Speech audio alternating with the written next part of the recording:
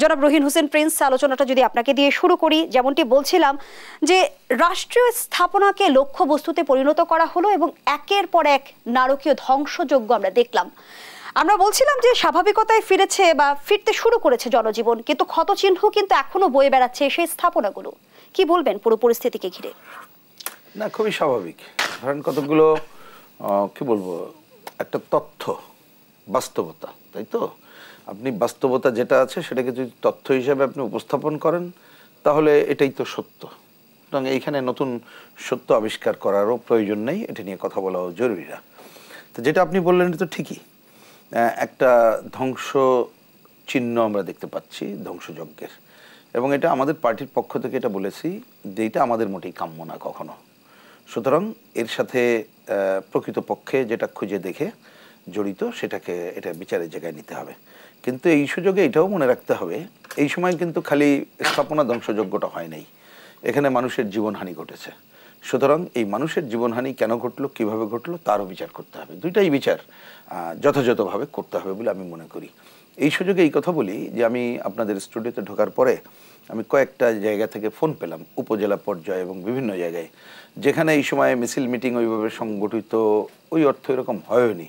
সেখানেও শুনলাম যে এক ধরনের গ্রেপ্তার নানা ধরনের চলছে, এবং বাংলাদেশে এটা অতীত দিনে আমরা জানি, এখানে বিশিষ্ট সাংবাদিক আছেন, ওনারা আমার থেকে আরও ভালো জানেন যে এই রকমের সুযোগে অনেক সময় আছে ঘর পোড়ার মধ্যে আলু পোড়া দিয়ে খাওয়া হয়, এই ধরনের একটা গণগ্রেপ্তার হয়, তাতে গণবাণিজ্য হয়, নানা ঘটনা ঘটে, এটা কম বেশি সবাই জানে।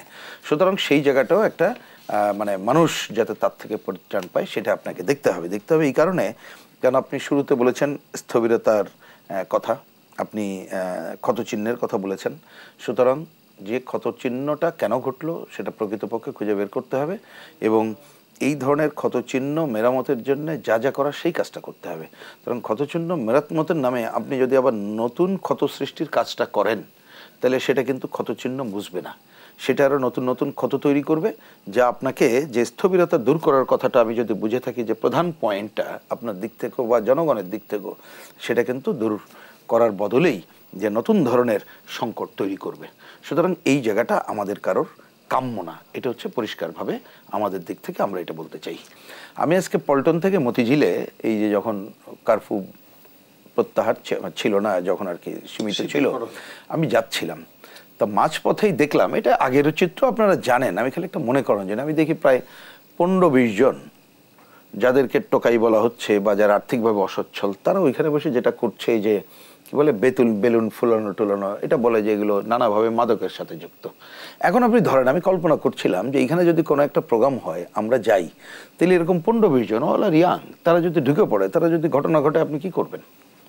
তার মানে আমি বলছি যে আপনাকে এই ব্যাপারে খালি আন্দোলনকারীদের সচেতন থাকার ব্যাপার না, যে প্রশ্নে আন্দোলন হচ্ছে, সরকার ক্ষমতাসীন দল তারা যদি যথাসময়ে যথাভূমিকা নিতে পারে, তাহলে কিন্তু এই ঘটনাগুলো ঘটে না। এই ঘটনাগুলো ঘটে এই সংকটের দ্রুত সমাধানটা না হলে।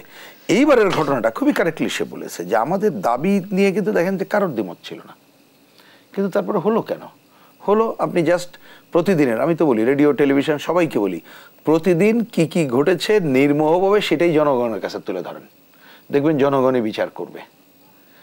যথাসময়ে যথাভূমিকা নিলে এই কাজও করার প্রয়োজন ছিল না। সুতরাং এইটুকুই।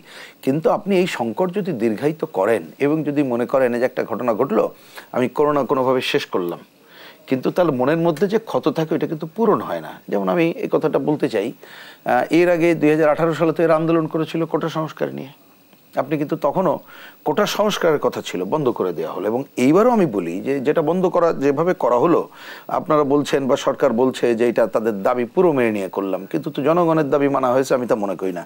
কারণ এখানে আমরা পরের দিনে বিবৃতি নারী কোটা থাকা দরকার, আমরা বলেছি আদিবাসী কোটা যেভাবে করা হয়েছে আর একটু এখনও বাড়ানো দরকার, আমরা বলেছি এখানে প্রান্তিক জনগোষ্ঠীর জায়গায় কোটা রাখা দরকার, এবং বলেছিলাম একটা কমিশন করেন যাতে করে এই কোটা হচ্ছে একটা নিয়মিত প্রক্রিয়া, যখন যেটা প্রয়োজন হবে সেই অনুযায়ী, আজকে ধরেন এই বছরের জন্য বা 2 বছরের জন্য আমি এটা এখন করতে পারি, যখন প্রয়োজন নেই বাতিলও করতে পারি, বাড়াতে কমাতে পারি।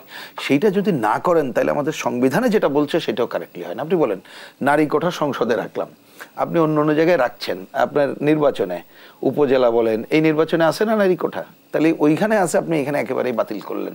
তা আপনাকে সবই মানে কি বলে রেসপন্সিবিলিটির সাথে করতে হবে, তাহলে ওই সময় আপনি সমাধান হলো না। পরে দেখবেন কিশোররা নিরাপদ সড়কের আন্দোলন হলো, তার কিন্তু সমাধানগুলো হয় নাই প্রকৃত অর্থে।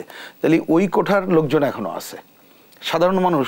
তারপরে আপনার কিশোর যারা আন্দোলন করলো, এটা বিরাট অংশ এখন কিন্তু ইউনিভার্সিটির ছাত্রী, তারা তো আছে। আর একটা মনে রেখেন, অনেকেই যে বিরাজনীতিকরণের কথা অনেক সময় হয় না, কিন্তু এবারের আন্দোলনের মধ্যে দিয়ে এই ছাত্রছাত্রীরা কিন্তু নিজেরা স্লোগান শিখে গেছে, নিজেদের অধিকার আদায়ের বিষয়টা শিখে গেছে, তাদের ঐক্যবদ্ধ হওয়া শিখে গেছে, যেটা আমরা হয়তো এখন এটা রাজনীতির কারণে, যেটা আমাদের তাদের জেনুইন জায়গায় শেখানোর কথা ছিল, আমরা পারি নাই। তা সুতরাং আপনাকে মনে রাখতে হবে, যদি দাবির ন্যায্যতা এবং একটা মানুষের তার মর্যাদা